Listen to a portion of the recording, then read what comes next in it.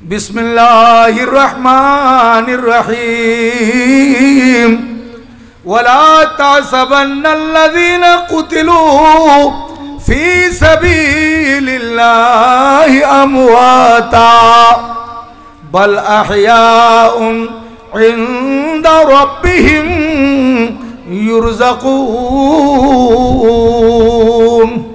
এরশাদ হচ্ছে যারা আল্লাহর রাস্তায় কতল হয়ে যায়, আল্লাহর রাস্তায় যারা শাহাদত বরণ করে তাদেরকে তোমরাও মৃত বলে কখনো ধারণা করিও না।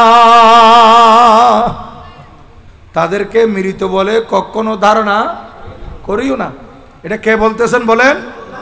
মহান আল্লাহ তাদেরকে মৃত বলে ধারণা করতে নিষেধ করতেছেন। কাদেরকে? শহীদদেরকে। কাদেরকে? শহীদদেরকে।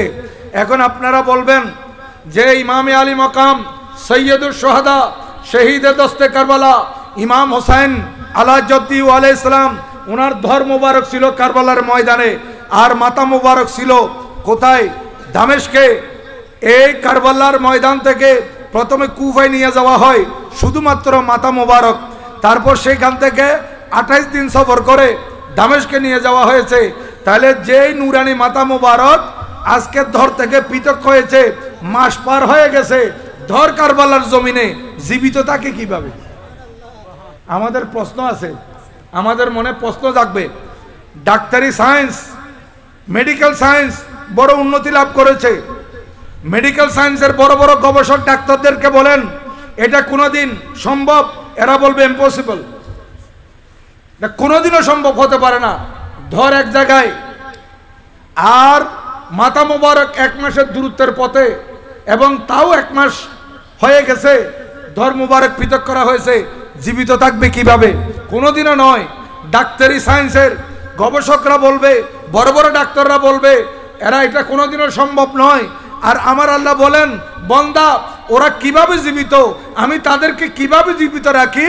ওয়ালাকিন লা তাশউরুন, ওয়ালাকিন লা তাশউরুন। তোমরা বলবে যে কেমনে জীবিত থাকতে পারে? সম্ভব নয়।